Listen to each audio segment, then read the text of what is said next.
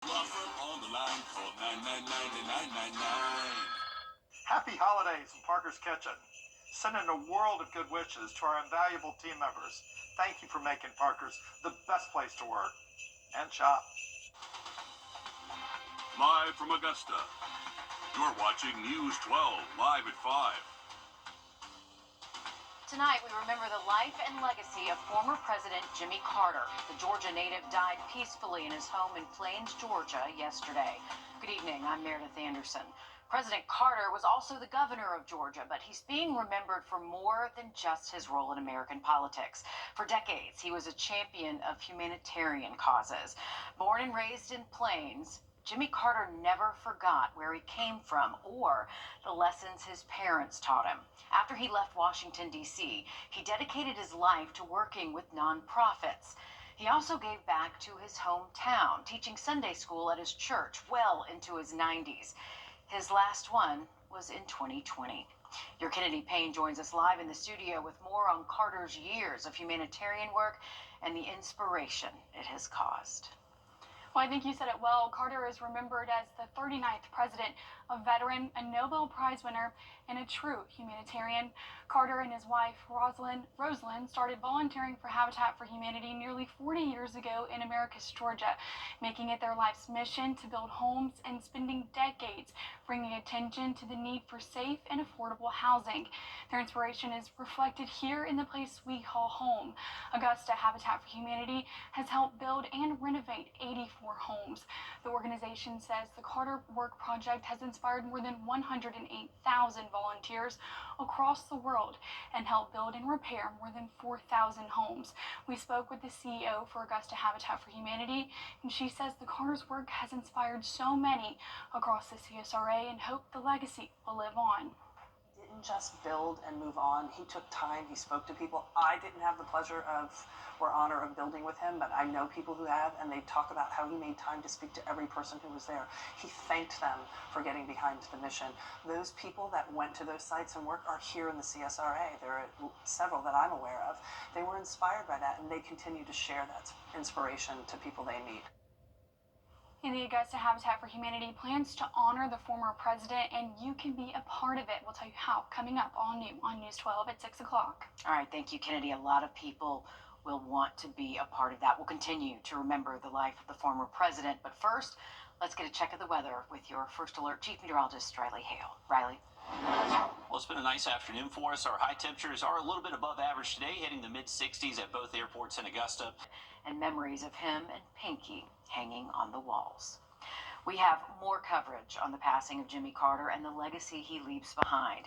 You can scan the flow code on your screen to find those stories, or you can head on over to our website or WRDW app. In other news, Richmond County deputies are searching for this missing 16-year-old. Take a good look. Deputies say Kamani Sellers was last seen on December 23rd on Kingsgate Drive. She was last seen wearing a pink pullover and pink jogging pants and possibly picked up by someone driving a dark-colored car. Deputies hope that someone watching right now has seen her and will pick up the phone and give them a call. South Carolina and Georgia experienced some severe weather over the weekend. Boy, it was some familiar sounds outside, wasn't it? We'll show you what some people in the Palmetto State are saying coming up. Riley? Yeah, it was scary stuff out there early yesterday morning. Luckily, quieter weather out there today, but tomorrow it's getting windy again. Gusts close to 30 miles an hour. Much more on the forecast just after break.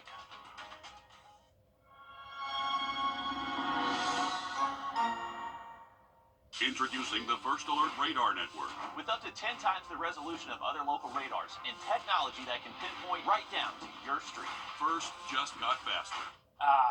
This and save $1,000 off your complete bathroom remodel. 3, 2, 1. Start the new year with a big smile and big style.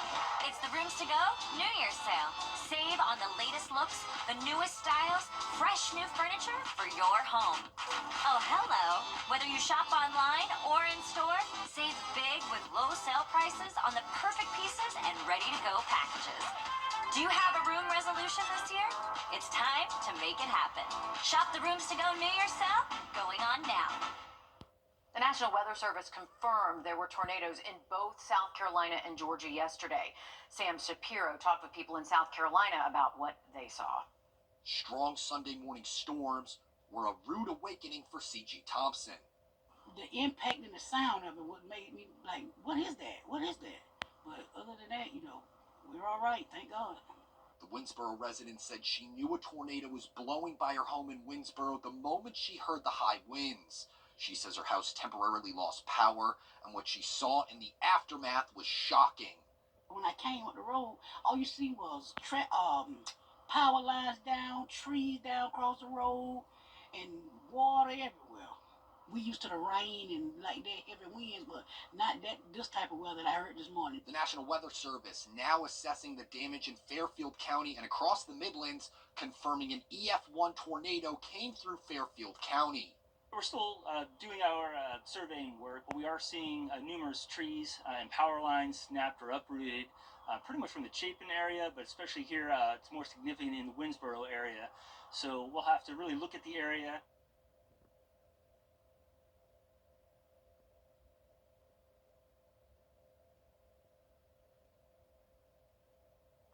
Definitely some strong storms out there yesterday. And you can see all the storm reports across the southeast from those line of storms as it pushed through west to east across the area. We did have a couple of trees reported down across Burke County, also McDuffie County, up in Edgefield, McCormick County. And then you can see where the tornado reports were. There was actually one just south of Atlanta, and then another one just outside the CSRA, right over Lake Murray, as it did cross over into portions of Richland and Fairfield County. So very active weather over the weekend. Luckily, we're seeing a much quieter setup at the moment. This is a lot on Wednesday. All right, thanks, Riley. All of FEMA's disaster recovery centers in Georgia are changing their hours starting today.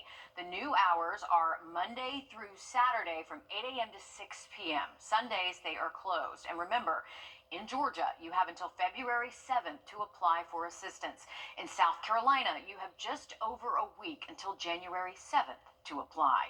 Here's a list of some of the centers open all around our area. Those include the Hub on Chaffee Avenue in Augusta, Walker T. Norman Gymnasium on Roland York Drive in Lincolnton, and the Thompson Depot on Railroad Avenue in Thompson.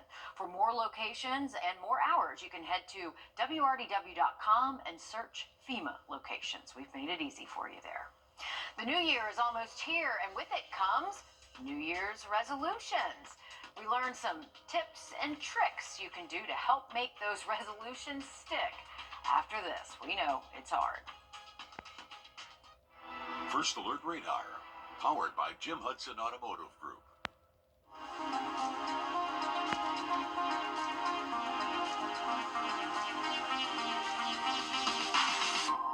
Yeah, it's real.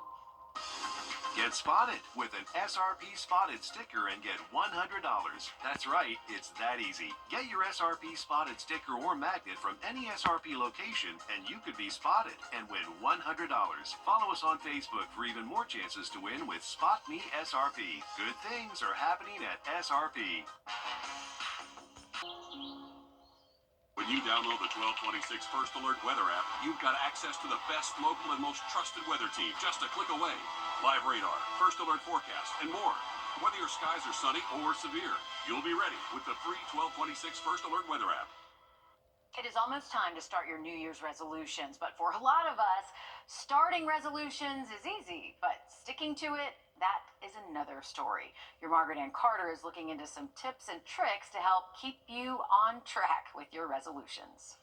My resolution for the new year is to try and spend more quality time with my grandchildren. Spend more time with the family.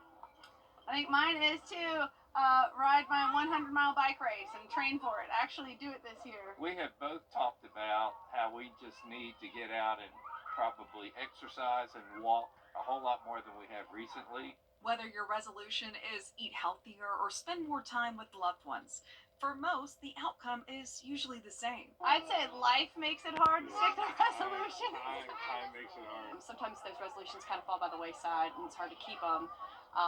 We almost need like a mid-year resolution to help you get back on track. But 2025 can be different. Researchers with the American Psychological Association compiled 5 steps to help anyone stick to their New Year's resolution. First, start small. Make resolutions you can keep.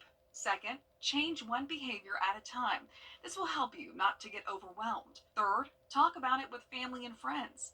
Fourth, don't beat yourself up. Give yourself room for error and remember, no one is perfect. And finally, ask for support. Whether it's a friend or professional help, it's beneficial to accept help from others. I think we need to push each other. You know, he'll suggest go for a walk, and I might feel like sitting around the house, but if we both do it, it makes it easier.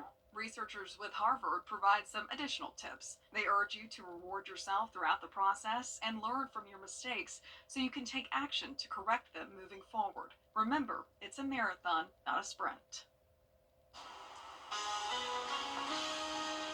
Former President Jimmy Carter's legacy of peace and service for others will be remembered here for a long time. But there are some other places he will live on for many more years to come. That's coming up. I got to know Austin when he was a student. I just remember that he was just an upstanding young man, very respectful. When I had my car accident, I thought to myself, I'm going to call Austin Jackson. As we sit here today, I'm thrilled to hear that you're feeling much better. That's how I want to see people in the end. They're back to the way they were before the wreck happened. I'm so glad you called us, and it's a privilege to be able to pay back the people who've helped shape me.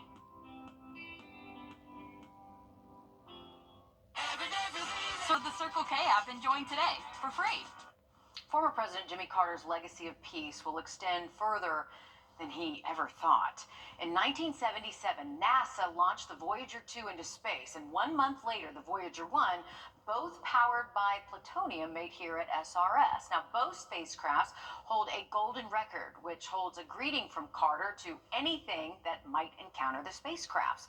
Also on that record include music and sounds from all different places of Earth. So how about that, Riley? Perhaps That's really cool. Our first connection with those from another world might be President Carter's voice. Maybe a Georgia resident and a former president, Georgia resident and former president, Mr. Carter there. That is quite the feat that he has a legacy that will continue on in space for hopefully a good long while, and you never know who it may encounter. Want to go back to our storm reports from yesterday? We actually did have a number of... Help us feed hungry children. Our goal is to feed 2 million meals to hungry children this year, and you can help us when you round up at Parker's Kitchen. We're going to match 25% of your donation. You're watching News 12 live at 5. Continues.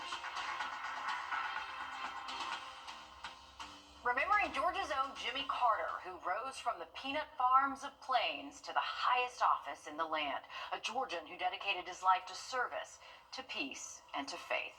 Good evening, and thanks for joining us. I'm Meredith Anderson. And I'm Will Rio. Our nation's 39th president and longest-lived president died yesterday at 100 years old at his home in Plains, Georgia. Jimmy Carter served only a single term in the White House, but it's his decades of service that he's being remembered for today. Funeral plans are being set in Washington and in Plains. Those plans will include a state funeral, which is customary for former presidents. And the current president, Joe Biden, has declared January 9th as a national day of mourning. He has ordered U.S. flags to fly at half-staff for 30 days, which is customary when a president passes. And tonight we take a look back at Jimmy Carter's life and legacy, the only president to have hailed from Georgia. Starting with his impacts right here in the CSRA. A major part of Carter's legacy, of course, his prominent focus on faith.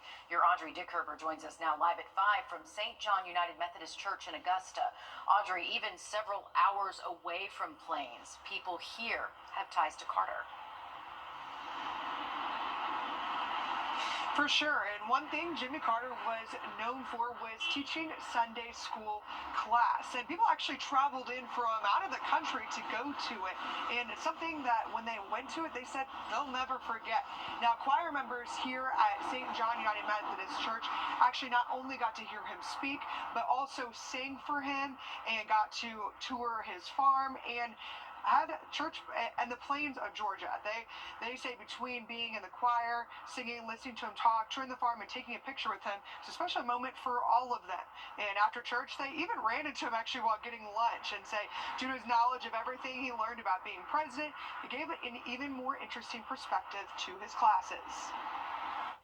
it was a very interesting thing to hear him teach Sunday school because he had all this knowledge of international affairs and the history of the Middle East, and he could weave that into the lesson that we were learning there in his Sunday school class. Very interesting.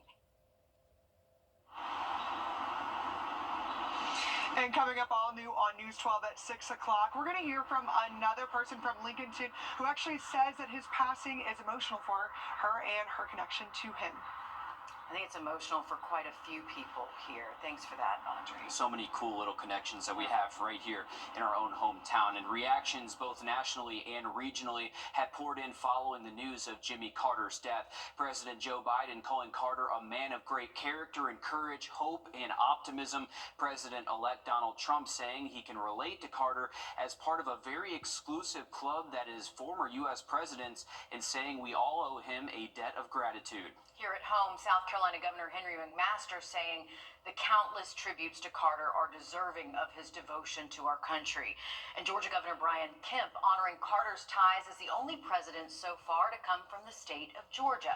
He says Carter always valued Georgians and the virtues of the Peach State before, during, and after his time in office. Carter, too, serving as governor of Georgia. Yeah, and there's maybe no better example of our nation's respect for President Carter than the moments of silence held last night, just hours after the news of his death broke. A moment of silence before the Atlanta Falcons game against the Washington Commanders last night, just miles away from the White House.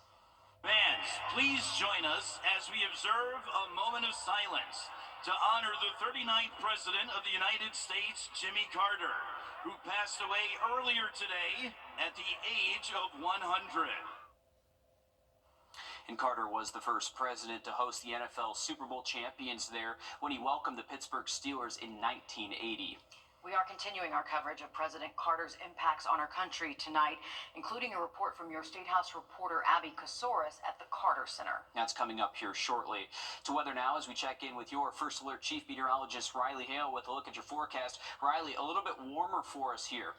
Definitely so, guys. We are going to notice a big pattern change over the next couple. More on this and the cold weather heading our way for the new year in just about 10 minutes. Thanks, Riley. We're learning more about a tragic death of a teenager at a fun park in Greenville, South Carolina. Authorities say the incident involved a go-kart and a forklift at Frankie's Fun Park Friday morning. They say 17-year-old Kamel Sewell of Simpsonville was killed while operating the go-kart, which collided with an industrial forklift. Both Sewell and the forklift operator worked at the fun park. On Sunday, Sewell's death was ruled accidental. South Carolina's OSHA is investigating. An investigation continues out of Camilla, Georgia, where an explosion at a Tyson Foods plant killed one person and injured two others. Over the weekend, the Mitchell County Coroner's Office identified the victim as 61-year-old Barharma Batshana from Las Vegas. A wall fell on the cab of an 18-wheeler parked outside the plant, killing Batshana, who was asleep inside. She was the wife of the truck's driver. The Retail, Wholesale, and Department Store Union, which represents the 1,600 employees at the Tyson food plant, says a boiler exploded. The resulting fire burned for about 3 hours. The investigation into that explosion continues tonight. A team from the National Weather Service is looking into reports of possible tornadoes in South Carolina's Midlands and upstate. Crews from the Columbia Weather Office have confirmed an EF1 tornado touched down near Winnsboro with peak winds of 95 miles per hour. In Greenville, crews say initial signs don't point to a tornado, but rather straight-line winds that snapped trees and took down power lines. Before the storm swept through South Carolina, they hit the Atlanta area, uprooting trees and even causing gas issues.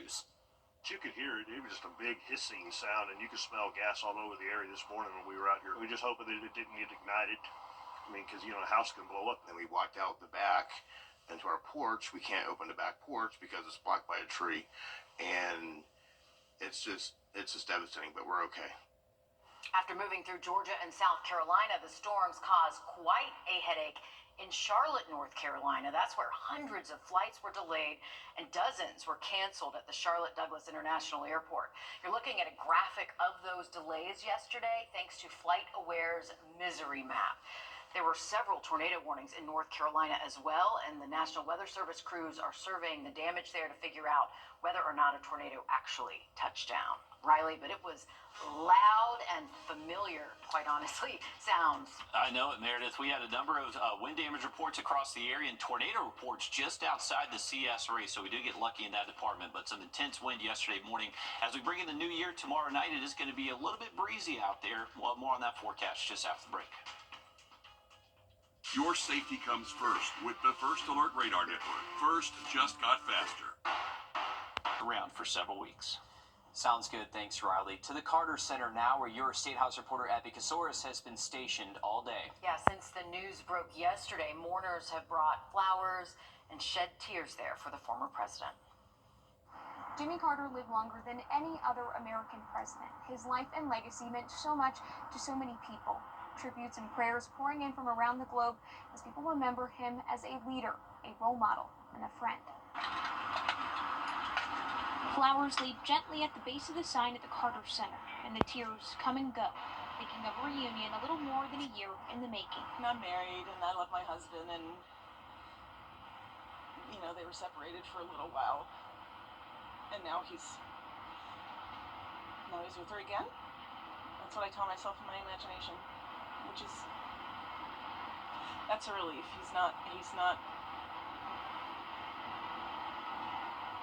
He's sweet. The 39th president, a peanut farmer from South Georgia, a governor, Nobel Peace Prize recipient, remembered as a human rights leader and a friend. He was probably the wisest and most knowledgeable person I've known. For 55 years, Andrew Young worked alongside Carter, who appointed him UN ambassador. He says Carter strived for perfection. Young says he was very simple, but also a very complicated man. He wanted to make life better for everybody on the planet, and he found a way to do it. Carter spent nearly 2 years in hospice. Young says the last time he saw him was a month ago.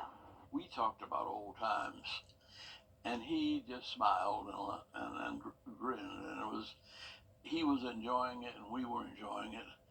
But it was pretty clear that he had given America and the planet his best.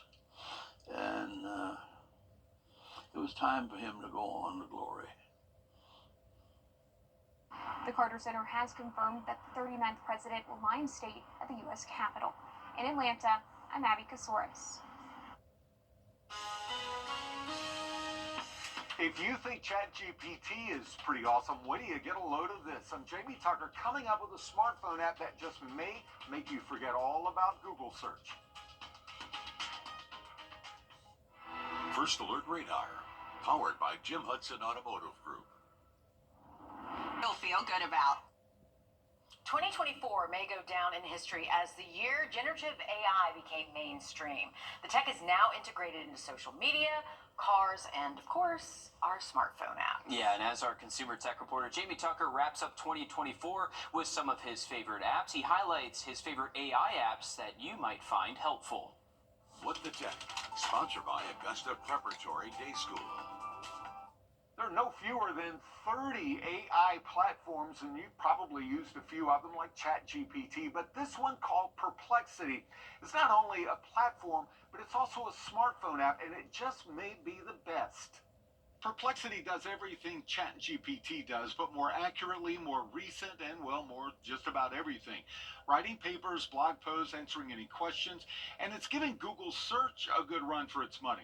I'll ask Perplexity how a 45-year-old can gain muscle and lose weight. It returns a well-researched workout plan, along with citations from the websites it pulled the information from, along with links. Google the same question and you get lots of links to articles. ChatGPT returns a detailed workout and nutrition program, but it doesn't include citations. Perplexity also searches Reddit and X posts and links to them. Another advantage of Perplexity is that it's current, while ChatGPT 3.5 can only search the internet prior to 2021. Suggested follow-up questions seem to be more helpful as well. Perplexity suggested asking how to perform a certain exercise and found YouTube instructional videos. Now, the app is available in both the Apple App Store and the Google Play Store. It just may be the best way to search the internet. I'm JB Tucker, and Perplexity is one of my apps of the year. And you can also try out Perplexity by going to the website perplexity.ai. Our state's gas prices have dropped ahead of the new year. According to AAA.com, the average price for regular unleaded fuel in Georgia is $2.89, a decent bit lower than the national average of $3.02. Richmond and Columbia County have some of the cheapest gas in our area at $2.85 and $2.78 respectively. In South Carolina, the average price for a gallon of unleaded is even cheaper at $2.73. Edgefield County sits at $2.73. Aiken County at $2.76. And going into the new year, if you have some plans to launch some fireworks to celebrate tomorrow, there are a few things you can do to keep your evening fun and safe. It's illegal in Georgia and South Carolina to light fireworks while under the influence. It's also illegal to light fireworks indoors or within the right-of-way of a public road, street, highway, or railroad. Penalties for breaking firework laws range from misdemeanors to felony charges. And maybe most important of all, don't throw fireworks at other people, including your family members, maybe your brother or your sister out there. Don't do it. It's not a good idea. That might sound obvious, but thousands of people are injured by fireworks every single year. And this is your reminder, if your pet is frightened by fireworks, to keep them safely inside tomorrow and make sure they have an ID tag in case they get loose out there. This News 1226 championship coverage is sponsored by the Chris Hudson Law Group. All right, we're now just 2 days away from 2025, which means we're just 2 days away from seeing the Georgia Bulldogs take the field again. Thanks to our friends over at the Chris Hudson Law Group, which is your local Augusta law firm. We're bringing you all the coverage all week leading up to kickoff. Monday was Media Day down in New Orleans as number 2 Georgia gets ready to face number 7 Notre Dame Wednesday night. This will be just the 4th time in history that these two teams have played each other. Their first matchup was also back in the Sugar Bowl back in 1981, and the Dogs haven't lost to the Irish since. Wednesday will be the 3rd different Notre Dame team that head coach Kirby Smart has faced, and although Notre Dame doesn't belong to a conference, Kirby isn't discounting what this year's Irish team brings to the table. Notre Dame's built that way. They're built that way on paper, but then what you see on the tape speaks louder than the paper does. You see how they play. You see the toughness they play with. I mean, I say that as a huge compliment because I think those rosters are some of the most talented in the country, and Notre Dame's built that way, probably more on the side of physicality. The Sugar Bowl kicks off Wednesday night at 8:45 p.m. from Caesars Superdome. Thanks for that, Joseph. Looking forward to a good game here coming up the next couple of days. We got warm temps tomorrow. It's going to be windy for Tuesday, but much colder as we bring in the new year. Another quick look at that 7-day just after the break. Brand new Kias. 2 wallabies are back where they belong this evening after escaping their petting zoo enclosure in upstate South Carolina. One was quickly caught after their escape last Thursday, but the other, that one evaded both authorities and neighbors for a while longer. And several people spotted the marsupial on their home cameras about a half mile from the park. It notified authorities on Friday. Now officials say Creed and Sylvester are both back home after having quite the adventure. And what's going on in South Carolina with all these animals escaping enclosures? We've got monkeys, now we've got wallabies. We have issues is what's going on, man. But they're cute. Look at Sylvester and Creed.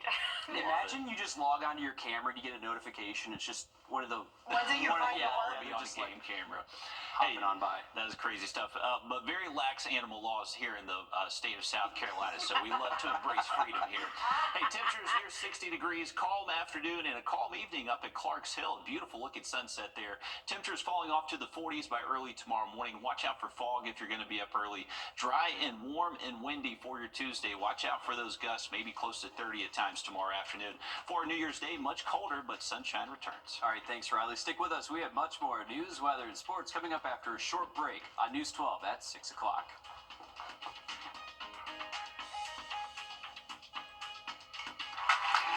The Emmy nominated.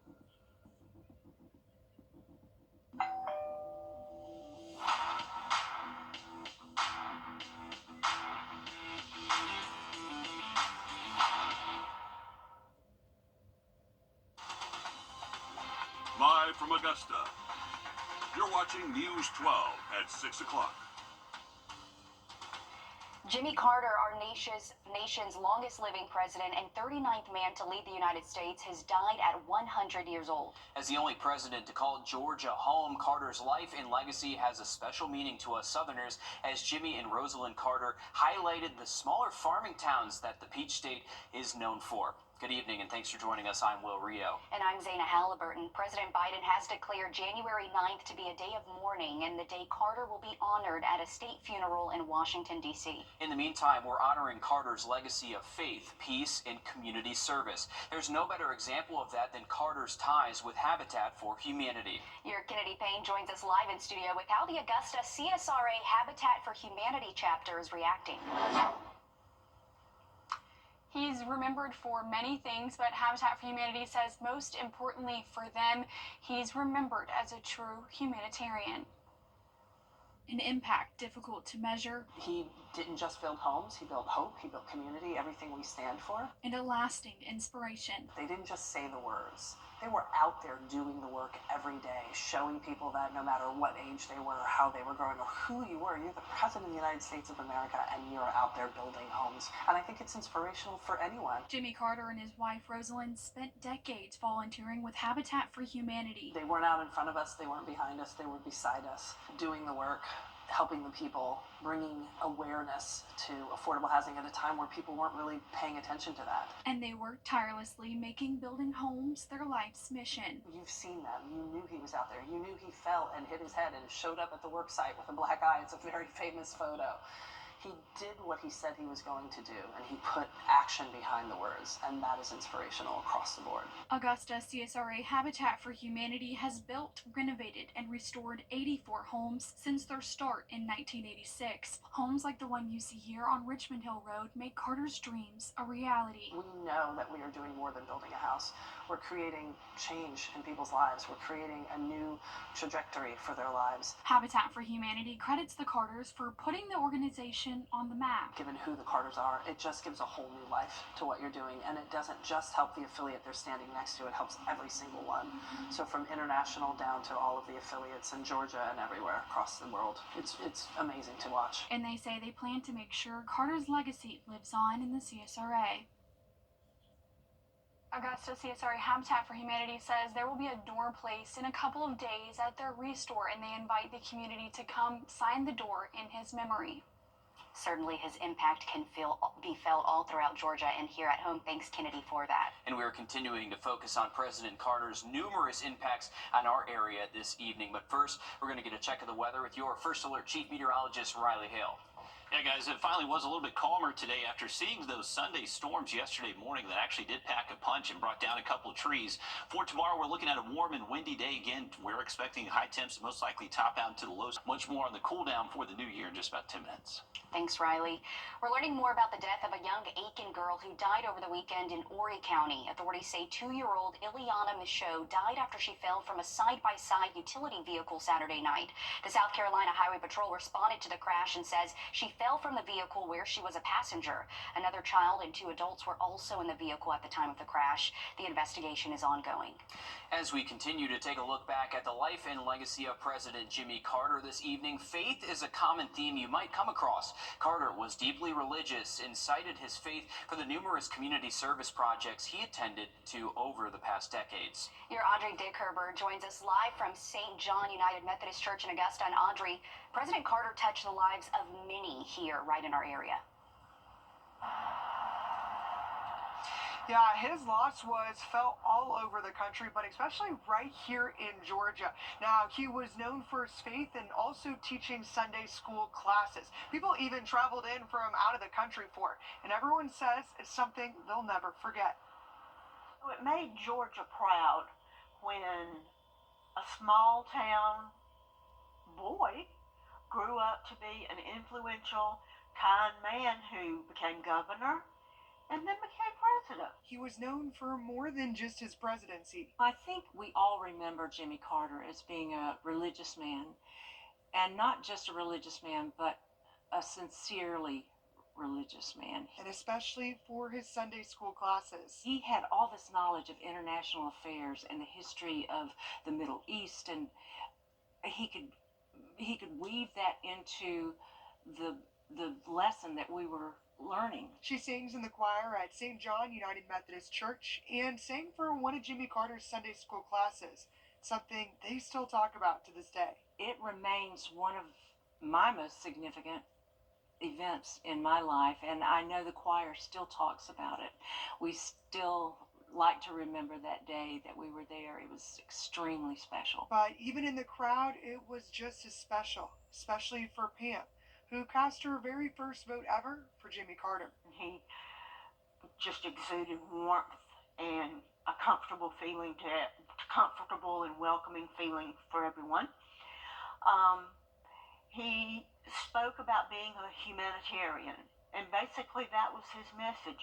Be a good person, be a good citizen of the world. Giving messages that people will never forget and still share with others. He belongs to all of us as Americans, and as Georgians, we were very proud that he was our president.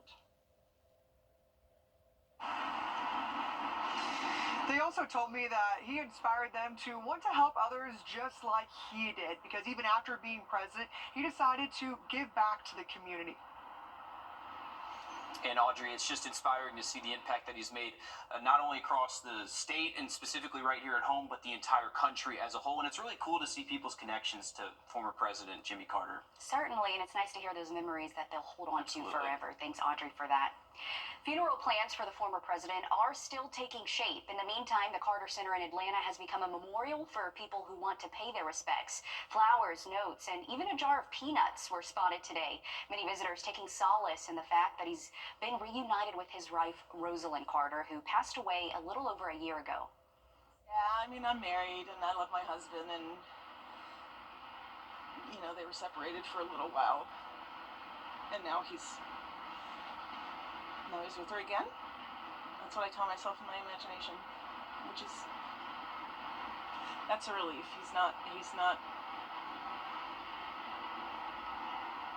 He's sweet.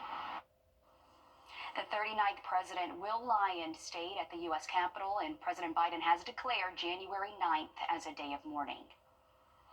This time of year, especially after Hurricane Helene, our local nonprofits tell us more families need assistance getting fresh, healthy food on the table. That's where the Georgia Hunters for the Hungry come in. They're finding solutions and providing food, specifically venison, to local food banks.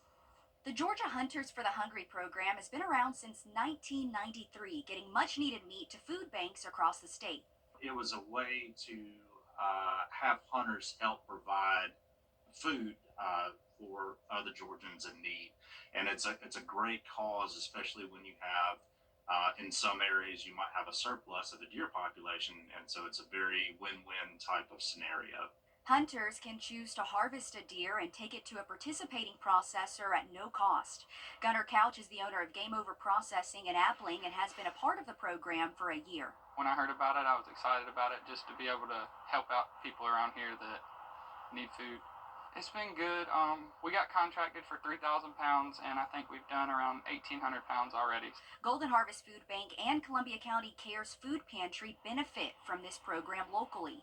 Gunnar says they deliver the meat every other week. It always feels good taking it closer to here. They're extremely happy every time. The people that work there, and as well, there's been people there picking up other meat, and they will put it down and pick up the deer meat because they say they love it.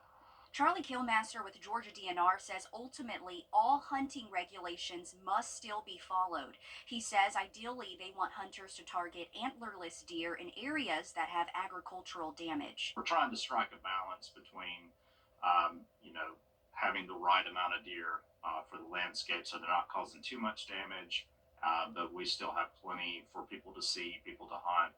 This program is one of the tools we can use to achieve those population goals in those areas. Deer season ends January 12th. If you're just looking for a way to help people out, this is a great way to go out and do what you love and still be able to help people. And listen to this. So far this year, Georgia Hunters for the Hungry has donated 145,000 pounds of ground venison. So if you don't hunt, you can always donate to the program, which in return helps cover the processing cost. Hey, and we know how important it is to have access to some of those healthy, fresh foods as well. That's what they're doing, giving it to some of our local food banks. It's And great. like you heard from Gunner, he says when they donate the meat, a lot of them put down what they had and go for the meat because they love it so much. We do have 3 processors in our area, Appling, Sparta, and Keysville. If you'd like more information, you can head to our website and look under the Finding Solutions tab. Riley. That's such a great program. Thanks for highlighting that for us, Zaina. For tomorrow, for your New Year's Eve plans, we are looking dry. It's going to be warm and pretty windy at times. We'll see how that can impact your firework forecast just after the break. And still ahead, a presidential love story. We're looking back on the decades-long romance between former President Jimmy Carter and the love of his life, Rosalind. Thanks for watching News 12 on your side.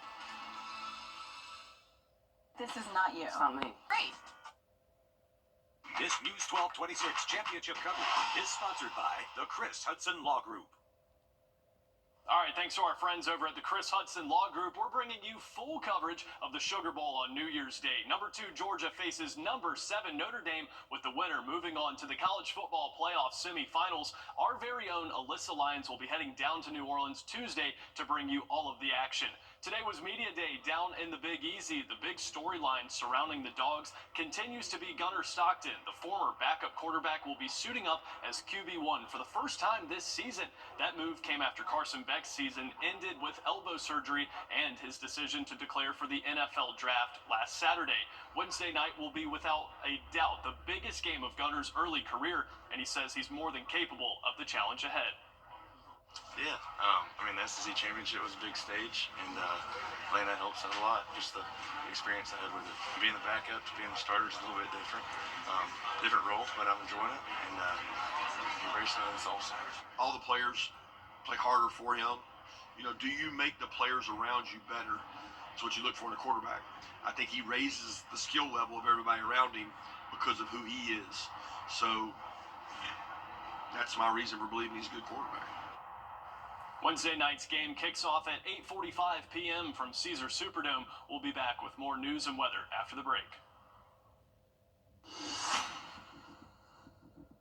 First Alert commitment to you is Our First Alert commitment to you is the power of 5 meteorologists. All the tools, the latest technology, and the first team of 5 meteorologists. News 12's First Alert weather on your side. We're standing up. Enjoy store-wide savings and free design services. Lazy Boy. Long live the lazy. All right, we got double nickels on the thermometer right now, 55 degrees if you're heading out the door. Temps will stay in the 50s the next couple of hours and cool off to the 40s as we head into tonight. Expecting dry weather tomorrow and generally sunny by the afternoon. That's going to help us warm up to near 70 degrees. Remember, it is going to be pretty windy, though. Expecting those gusts close to 30 miles an hour at times tomorrow. If you're heading out for New Year's Eve, temps will be in the 50s most of the evening time, but by the time we get to midnight, should be cooling off into the 40s, and this will be thanks to that cold front pushing through the area, so we'll feel a little bit colder heading into our New Year's Day. For our Wednesday, we'll wake up upper 30s, low 40s, and then afternoon highs will only reach the mid 50s. So it is going to feel a good bit cooler out there as we bring in the new year. By Thursday morning, we are expecting below freezing temperatures, and we'll continue those below freezing temperatures most of the week. Back below freezing early Friday, Saturday, and Sunday. Right now, it looks like our next chance for rain would be next Monday. Then past next Monday, it's getting very cold. Okay, we'll get ready for it. Thanks, Riley. We're back live on 26 News at 7. And for News 12 at 10 and 11 o'clock. Thanks for watching.